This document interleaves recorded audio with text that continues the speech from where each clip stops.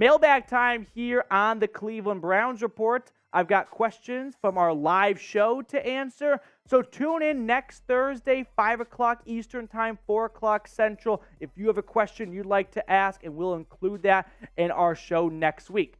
Let's get things started with this from Herman Turrington, 32 all day, talking about Nick Chubb honoring Jim Brown for the rest of his career. Herman, I agree. It's a great sight to see. Scorpion next up on the show, finally tuning into a live Browns report. This is your reminder to tune into a future live Browns report. Now, our first real hard-hitting question coming in from Mac Predalis, more of a thought, if you will, but we'll put a question mark on the end. Love how they have been putting Elijah Moore in the backfield? Yes, I love it too. This is a great move by the Browns, just for special circumstances, but if you want to maximize speed on the field and you want to get Moore and Marquise Goodwin on at the same time and not have to take off Amari Cooper or DPJ, you can go Amari Cooper on the left side, Elijah Moore in the backfield, Donovan Peoples-Jones in the slot, and Marquise Goodwin on the other boundary, and that is getting all the speed and talent on the field at once for an obvious passing situation. Kevin Stefanski has talked about revamping and basically 180ing this offense this offseason. This is what we're seeing out of it. It's great to see. Soul Train, what's going on? How much will special teams improve? So much. I mean, that is a lazy answer, but yes, like Jim Schwartz has been an unsung hero for offseason moves that Browns have made because so much of the energy goes into players' acquisition. But special teams last year, Jakeem Grant going down was the kiss of death. The issue is that didn't happen in October. That happened in August. The Browns had all of the entire rest of the training camp and into the season to figure out their return man specialties or duties and whatnot. They couldn't figure it out. Could not get it down. So you parlay that with Cade York just not doing a good job after week one for the most part and missing a lot of clutch kicks and not being good at home compared to what he was on the road. Yeah, Bubba Ventrone is a huge upgrade for the Browns. It is a big improvement, and more importantly, it's a spark, it's a catalyst that you had twice last. I think I can count 3 good special teams moments. Blocking Justin Tucker's kick, DPJ's punt return against the Texans, and Jerome Ford had like a 50-yard kick return once. Unless I'm forgetting another great special teams moment, special teams was largely ineffective and not helpful for this team. Scorpion was next up on the channel. What's going on? Got to make up for some time. How about we ask favorite video game franchise? Little off topic. Let's end the show with this one. I like that one, Scorpion. Appreciate your question, though. All right, we got some more Browns questions to get to coming from Bobby James. Any free agents the Browns may sign following minicamp not named DeAndre Hopkins?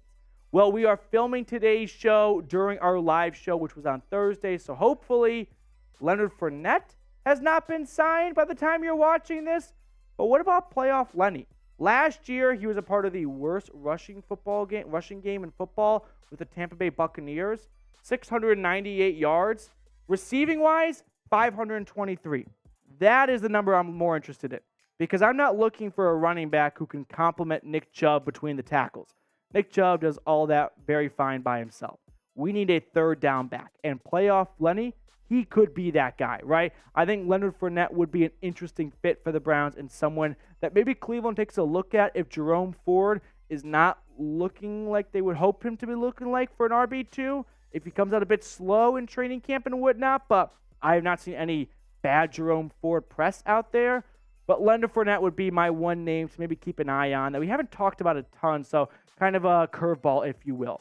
But you guys let me know if you think the Browns should sign a running back. Yes or no. I'm more content with Jerome Ford than most people are. I don't mind seeing what Ford and Chubb can do. I'm not rushing to sign one of these older running backs who Zeke, Kareem Hunt, Leonard Fournette all kind of took a step back last year. But if you disagree, that's perfectly fine. Let me know what your thoughts are in the comment section. Gregory H., what's going on, dude? Do you believe it's make or break for Stefanski? He's got to make the playoffs or he's done. Unless, I don't even want to put this out in the world, but unless a certain someone or two were to have a major injury, yes. That is the only path. Like, if the Browns miss the playoffs and everyone's healthy the whole season, Stefanski's done. Like, Haslam has spent too much money. No one has spent more money than the Browns the last 3-4 years. So he wants a return on his investment. And if Stefanski cannot deliver, there will be a changing of the guard. They might have to win a playoff game, honestly. If the Browns were the 7th seed, squeak in, and get blown out in the first round, they might fire Stefanski. Like, that's how high the expectations are this year. Ryan Chowdhury, I'm counting on Myles to win Defensive Player of the Year, but if he gets extra blocks and chips, do you think Za'Darius will have more sacks than Myles? Go Browns. Good question. I don't think there's a world where Za'Darius Smith outsacks Myles Garrett on the same team. Myles Garrett has always dealt with a ton of holes that do not get called and a lot of other unfavorable matchups because he doesn't have a true partner in crime opposite of him. But now with Za'Darius Smith, what does that mean? It means a fullback or a running back can't go out to the flat for a passing play, right? Or a tight end has to hold on a little bit longer. So everyone's jobs in the back or in the secondary gets a little bit easier. And with the chips and blocks, yeah, I mean, you got to throw everything you've got at Myles Garrett, but you also have to balance in Za'Darius Smith. So like you point out, I guess, no. Myles Garrett's just too good. I mean, I see the train of thought of if everyone's allocating all their resources to the Western Front and taking care of Myles Garrett, does that mean it'll be easier for Za'Darius Smith? Sure, but Myles Garrett's just way too good. He's Superman. No one on his team will ever have more sacks than him. Make sure to follow along, by the way, for more Cleveland Browns analysis and future mailbags as we close in on 20,000 subscribers. So good to see. Make sure to follow along and subscribe for free Browns content all off season long. Joshua Miller, will Chubb be cut or will the Browns rework the contract so he can stay? I'm not even going to look it up because I've almost memorized the numbers at this point. Nick Chubb has 2 years left on his contract, including this season.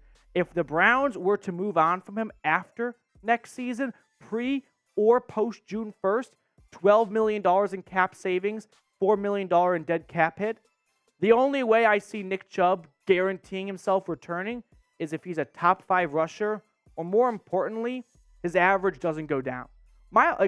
Dalvin Cook was a 1,000-yard rusher last year, 1,100 yards. So it's not about being a 1,000-yard rusher. It's about living up to the contract. And if you average 4.4 yards a carry or, God forbid, under 4 yards a carry, yeah, the Browns are going to probably move on from him if there's $12 million in cap savings to be had if he takes a Dalvin Cook-type regression this year. But I think Nick Chubb is way better than Dalvin Cook, so I'm not forecasting a similar downfall.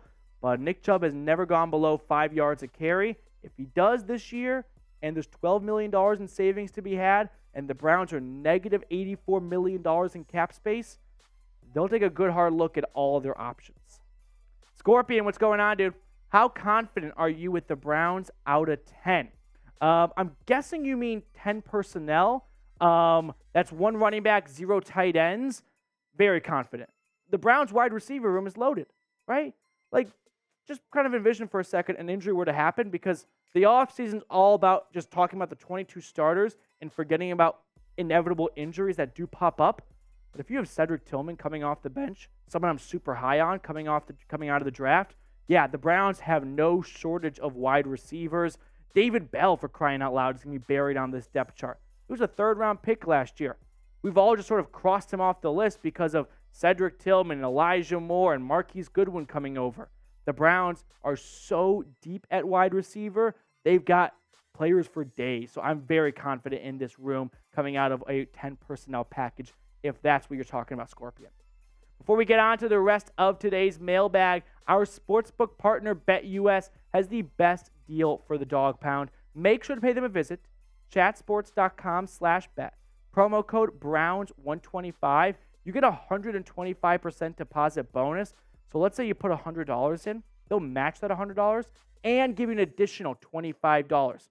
There's no other sportsbook out there that's doing this type of deal. So don't miss out. Get it today before the season rolls around and be ready to rock and roll with BetUS.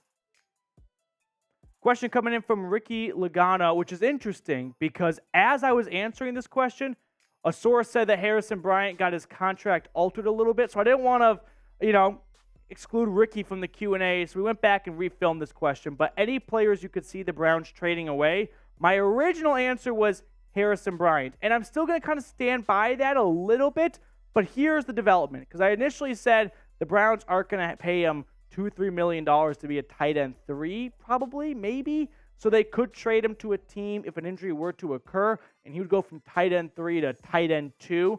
But Brad Stainbrook reported that the Browns have reworked his one-year contract, one-year deal, $1.75 million, guaranteed, worth up to $4 million. Previous one was $2.7 million non-guaranteed. So basically, what this means is you don't pay someone $1.75 million guaranteed if you plan on cutting him. So Harrison Bryant just got a lot of insurance on making this 53-man roster. It also does not rule out a trade completely. Why? Because if his contract was not guaranteed, teams wouldn't trade for him. They would wait for the Browns to cut him, right? Like Dalvin Cook.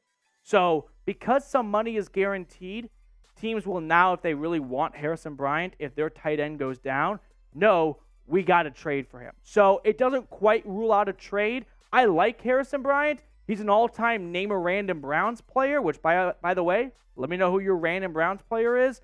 But I think that if there was a trade to be made, he could be on the block, knowing you have Jordan Akins already at tight end 2 behind David Njoku. So he's someone who is definitely movable because of that money and because of his spot on the roster. I like Harrison Bryant. I've always said if I see someone wearing a Harrison Bryant jersey, I'm buying him a beer. But that could be a name to watch for. Beam, you're up next. Don't get me wrong, Hopkins is a great receiver. We went pretty far without DeAndre Hopkins question, so proud of us. But I would prefer DPJ. He is younger and still really good, but here's the thing with Donovan Peoples-Jones. This is my 60-second elevator speech. If the Browns have already made up their mind that they're going to move on from DPJ after this contract season because of one of two reasons. One, he plays super well and the Browns can't afford him. Or two, he doesn't play all that well and the Browns don't want to give him some money in free agency and they've got Tillman and Bell on rookie contracts for way less, then yeah, I can see the idea in bringing in DeAndre Hopkins and moving on from DPJ a couple months before you plan on doing so already.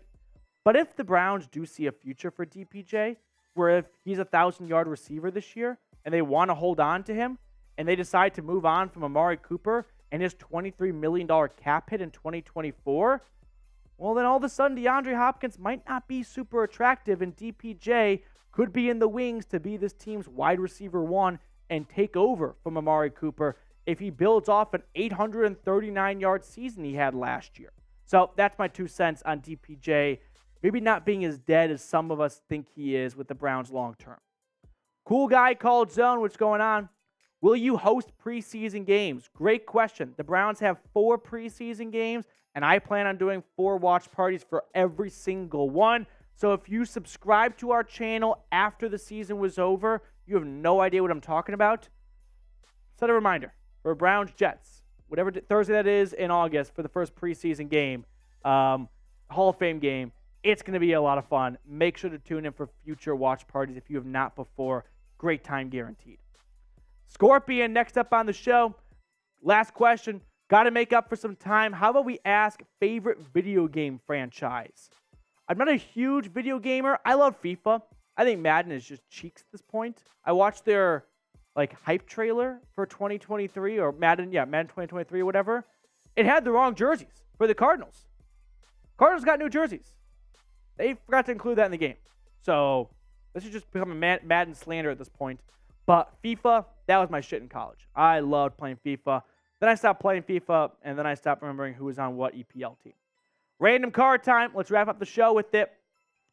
We had back-to-back 9 of spades the last 2 weeks. You guys can see I shuffled the cards. Can't be again. If I wanted to rig the game, I would have picked 9 of spades twice. Jack, you want to give us your random card? Give me 9 of hearts.